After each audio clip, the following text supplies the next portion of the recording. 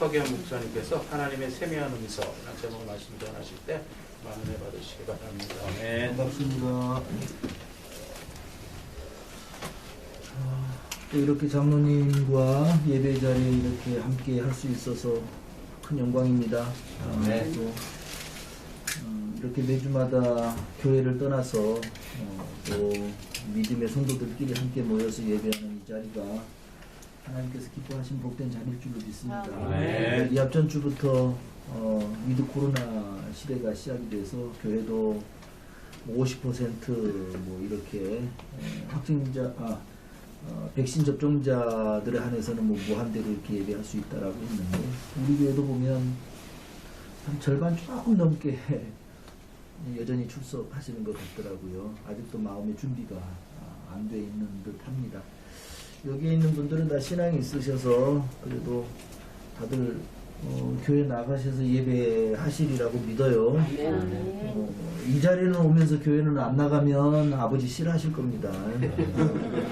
예배를 우선으로 하시고 이거는 차후지 교회가 먼저이면 여러분 잊지 않았으면 좋겠어요. 담임 목사가 돼 보니까 그러는 것 같아요. 다를 때는 다 이렇게 막 쫓아다니시면서 교회는 안 오면 하나님이 싫어할 것 같아요.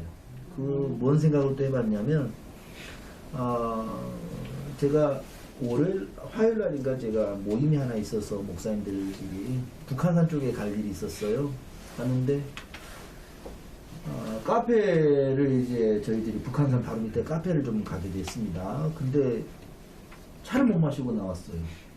얼마나 많은 사람들이 그 카페 안에 앉아 있는지 마스크 벗고 막 희희낙낙하면서 막 수다 뜨시는데 침 튀기도록 막 이야기하는 거예요.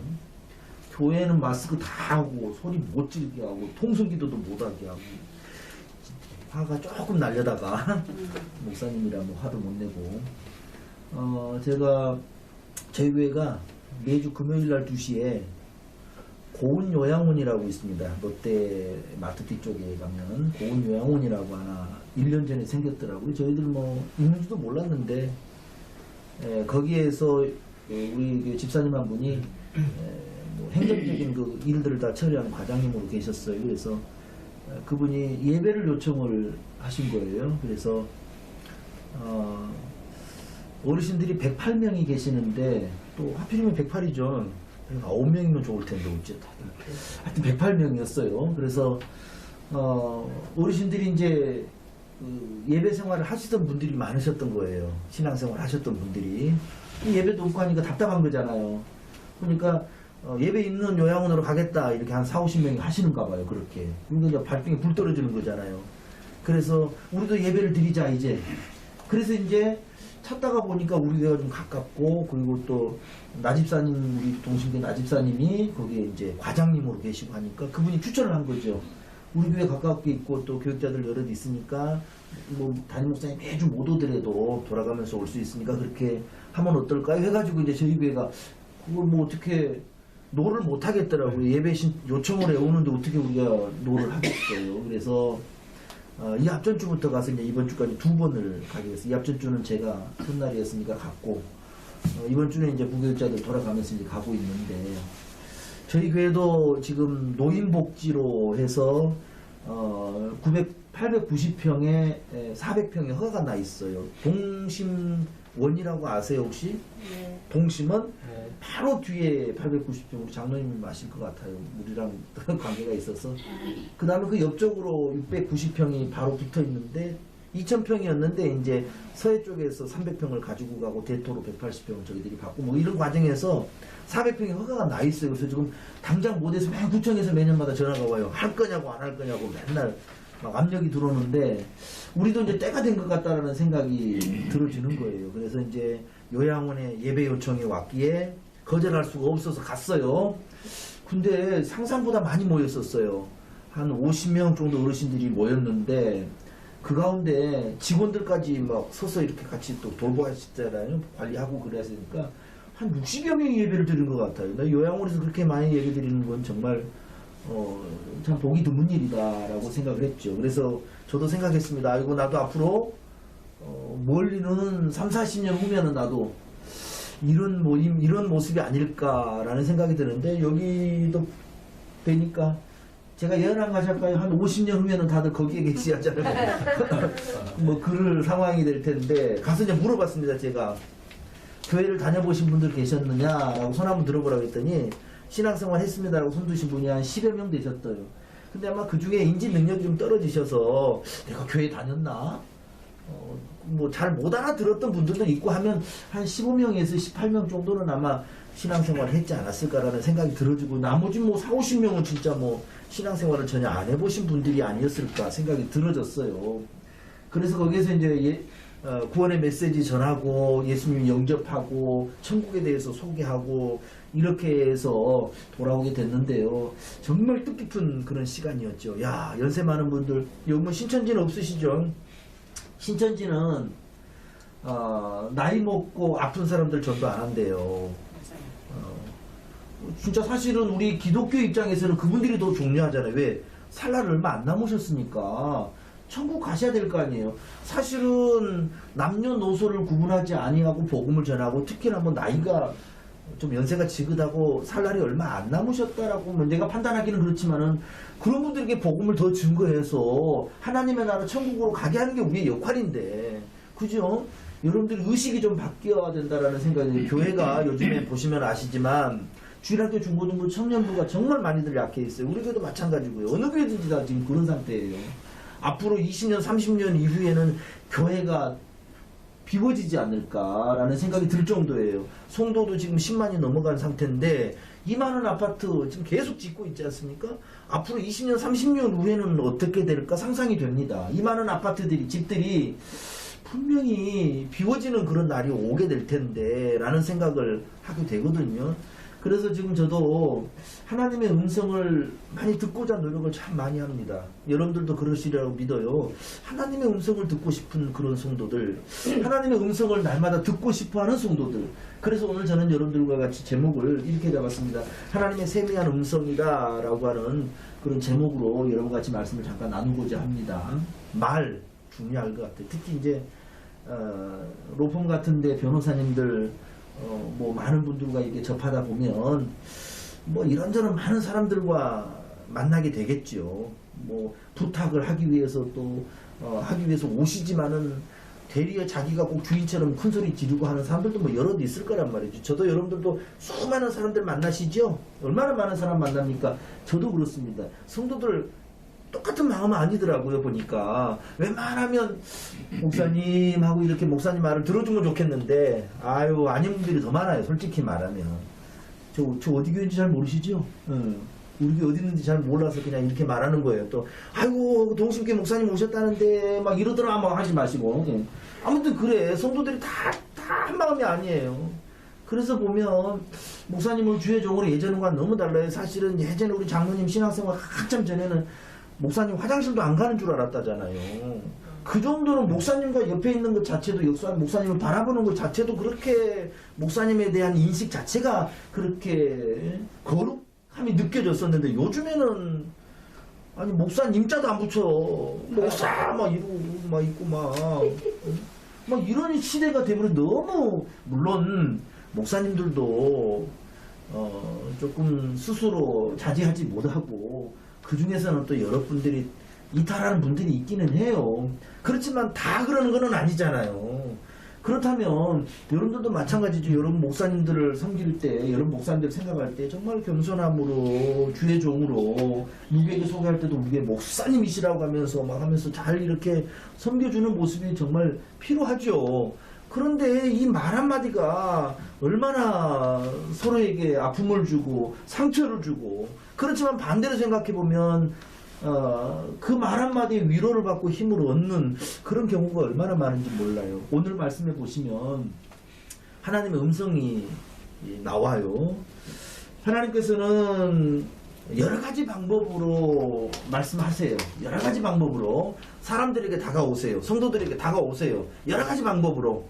오늘은 특별히 두 가지의 이야기를 여러분들을 통해서 한번 말씀드리고 싶어요. 먼저 하나님은 어떤 방법으로, 어떤 음성으로 우리에게 다가오느냐. 오늘 읽지는 않았습니다만은 출애굽기 19장에 넘어가면 어떤 내용이 나오냐면 모세가 시내산에서 십계명을 받는 그런 이야기가 나와요. 근데 이때 하나님께서 모세에게 찾아왔을 때 어떤 모습으로 찾아왔냐면, 보시면 호렙산이 또 등장하잖아요. 이 호렙산에서 엘리야에게는 어떤 모습으로 다가오냐면 아주 조용하고 세미한 음성으로 다가오세요. 시내산과 호렙산은 장소가 똑같은 장소예요. 그런데 이름만 달라요. 모세에게는 시내산으로 불려졌고 엘리야에게는 호렙산으로 불려집니다. 근데 시내산에서 모세에게 찾아오실 때 하나님은 어떤 음성으로 찾아오냐면 우레와 번개, 막 구름 사이에 소리 가운데 막 지진이 있고 진동이 있는 그런 가운데 모세에게 나타나서 음성으로 말씀하셨지만, 호렙산에 있었을 때 엘리야에게는 세미한 소리로 다가오세요. 조용조용. 그러니까 우리도 이제 그걸 알아야 되겠죠.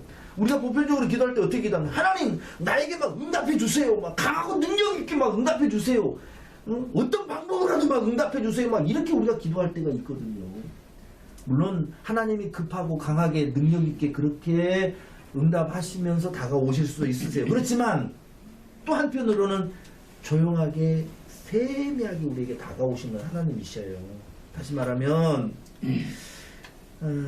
우리가 강하고 힘있고 특별한 방법으로만 요구할 것이 아니라, 하나님의 음성을 듣고자 하는 것이 아니라 세미한 음성을 듣는 여러분들이 되셔야 돼요.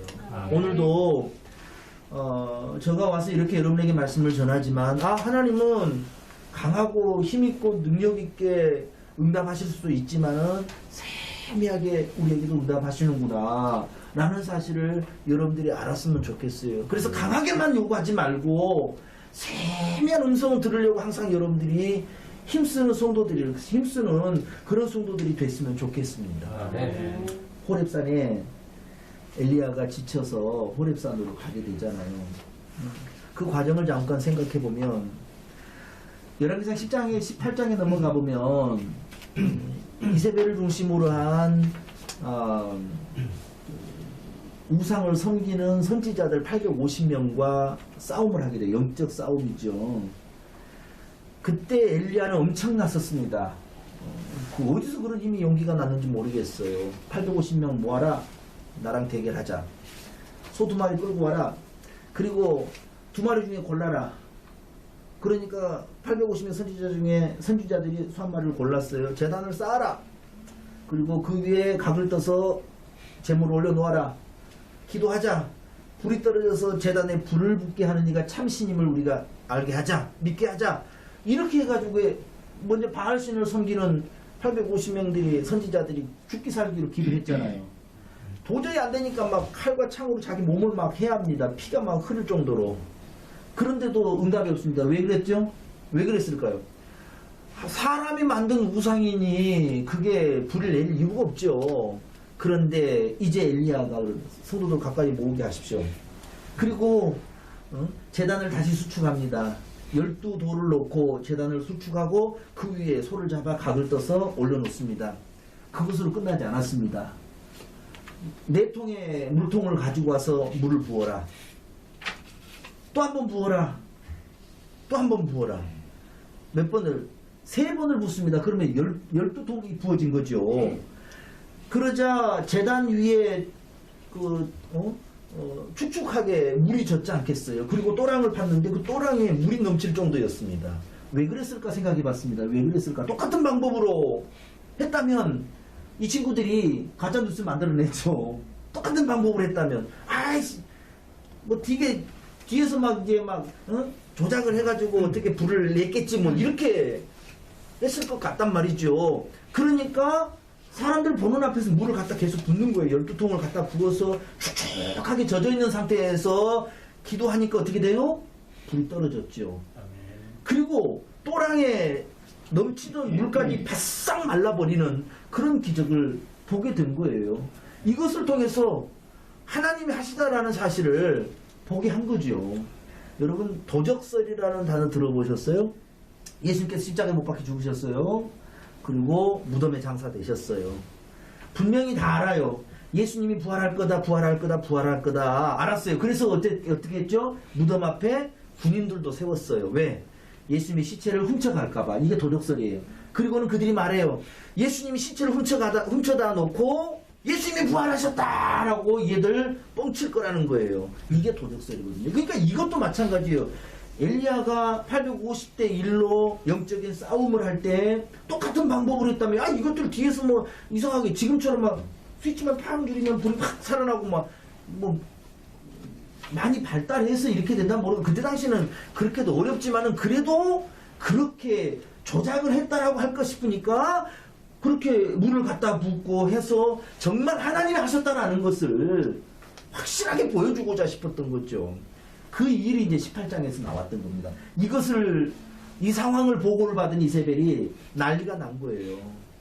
왕비가 나를 추종하고 따르는 선지자들 850명이 죽임을 당했다고 하니까 화나지요. 그래서는 내일 내가 이맘때까지 너를 죽이지 않는다면, 엘리야를 죽이지 않는다면 내가 믿는 신이 나를 벌할 것이다. 그러니까 얼마나 그게 확고합니까 지금. 너를 죽이고자 하는, 엘리야를 죽이고자 하는, 이세벨이 엘리야를 죽이고자 하는 마음이 얼마나 확고한 걸 알 수가 있습니다. 그것 때문에 엘리야가 도망을 가죠. 뭐 아시겠지만은 이 복수심에 가득 차 있는 그 상황을 어떻게든지 피하고 싶었던 겁니다. 그래서 도망을 하게 되고 광야로 쫓겨가게 되고, 그리고 도망을 가다 노뎀나무 아래에 축 처지게 되죠. 지쳤으니까 먹을 것도 먹지 못하고, 하나님은 그에게 까마귀를 통해서, 천사를 통해서 갓 구운 고기와 물을 가져가지고 먹게 하고, 그리고 그곳에서 다시 40일을 걸어서 호렙산, 하나님의 산 호렙산까지 옵니다. 구약시대 때 아까 말씀드린 출애굽기 19장에서는 시내산이라고 표기했고, 엘리야 시대 때에는 이곳을 호렙산이라고 표기했다고 그랬습니다. 같은 장소였습니다. 그곳까지 오게 됐습니다. 자, 호렙산 굴로 들어갔습니다. 지금 40여일 동안 밤낮으로 걷고 걸어서 왔으니 얼마나 힘들고 힘들었겠어요. 지금 지쳐있는 엘리야에게 하나님이 찾아오셔서 말씀합니다. 엘리야야, 너가 어찌하여 여기 있느냐. 지금 온 나라가 지금 지쳐 있습니다. 코로나 때문에. 우리나라만 지쳐 있는 게 아니라 온 세계가 다 지쳐 있지요. 이럴 때 우리 믿음의 사람들을 어떻게 대처해야 될까라는 생각을 해보게 돼요. 어찌됐든 하나님의 음성이 엘리야에게 들리게 됩니다. 너가 왜 여기 있느냐. 엘리야는 죽고 싶었습니다. 여기까지예요. 나 도저히 힘들어서 못하겠어요. 하나님 여기까지요. 나를 좀 죽여주세요. 근데 그게 뭐 뜻대로 되나요? 그렇게까지 자기 스스로가 너무 힘들다라는 것을 하나님께 이야기하고 표현하고 싶었던 거죠. 결국에는 거기에서 하나님의 세미한 음성을 듣습니다. 세미한 음성을. 다시 말하면 모세에게는 강한 바람과 지진과 진동과 번개와 우레로 나타나서 모세에게 그렇게 말씀하셨지만, 엘리야에게는, 지쳐있는 엘리야에게는 와서 속삭이듯이 세미한 음성으로 들려주신 거죠. 아까도 말씀드렸죠. 우리가 하나님 앞에 기도할 때 하나님 우리에게 이렇게 강하게 능력 있게 응답해 주세요. 어떤 상황을 봐서라도 능력 있게 임해 주세요. 막 응답해 주세요. 막 이러지만은 정말 하나님께서는 여러 가지 방법을 통해서도 우리에게 응답하신다는 것을 잊지 마셔야 돼요. 세미하게 우리가 말씀 한 구절 읽다가도 세미한 음성으로 나에게 응답하실 것이고, 내가 찬양할 때에도 하나님이 세미하게 나에게 응답하신다는 사실 잊지 마셔야 돼요.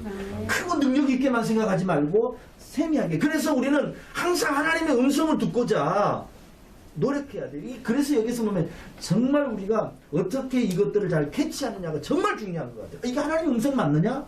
이게 하나님의 음성 맞을까? 그리고 하나님의 그것이 나의 들려주신 하나님의 음성이라고 한다면 우리는 그 말씀에 순종해야 되겠죠. 이런 모습들이 우리에게 항상 있었으면 좋겠고요. 그래서 그러기 위해서 우리가 날마다 영적으로 민감해야 되죠. 정말 민감해야 됩니다. 성령의 충만함이 있어야 되고, 이 자리에 정식 예배도 뭐 교회 안에서 예배가 아닌 정식 예배가 아닌데도 이렇게 모여서 매주마다 예배 드리는 여러분들은 분명히 장담하고 싶어요. 민감한 분들이실 것이다. 영적으로. 그래서 하나님의 음성을 듣고자 막 이렇게 민감하게 사시는 그런 분들일 것이다 라고 믿어 의심치 않습니다. 앞으로도 정말 하나님의 음성을 듣기 위해서 노력하는 여러분들 되시고, 그리고 또 하나님의 음성을 듣고 난 이후에는 또 우리가 순종해 가는 삶을 살아가는 여러분들 되시기를 주의 이름으로 축복합니다. 아멘. 황우리 장로님께서 어찌됐든 그 세미한 음성을 항상 들으려고 귀를 쫑긋쫑긋, 그래서 비전도 꿈도 자꾸 연세가 많으신데도 막 심어주고 막 저러다가 120세 사실 것 같아요. 진짜 이런 거 저런 거 다 하시고 난 이후에 하나님 부름을 받으시지 않을까라는 생각도 들어지는데, 어찌됐든 우리 장로님 중심으로 해서 이렇게 좋은 분들이, 믿음의 분들이 모여서 서로 동역하고 힘이 되는 모습 보니까 우리 연수부가 비전이 있고, 또 우리 장로님 어찌됐든 앞으로 더 큰 일을 감당할 수 있도록 여러분들이 뒤에서 항상 기도로 힘써 주시기를 다시 한번 부탁합니다. 기도하겠습니다. 좋으신 하나님 감사합니다. 오늘 그 항우의 법률 사무실 정기 예배로 모일 수 있도록 도우시니 감사하고, 그리고 흩어져 있었던 우리들이 한 자리에 모여서 하나님 앞에 예배할 수 있도록 은혜 주심을 감사합니다. 오늘 말씀을 통해서 하나님의 속삭임, 하나님의 세미한 음성, 우리가 크고 힘있고 능력있고 올바른 큰 응답만 우리가 생각할 때가 많은데, 다시 한번 우리가 엘리야의 모습을 생각해 보았습니다.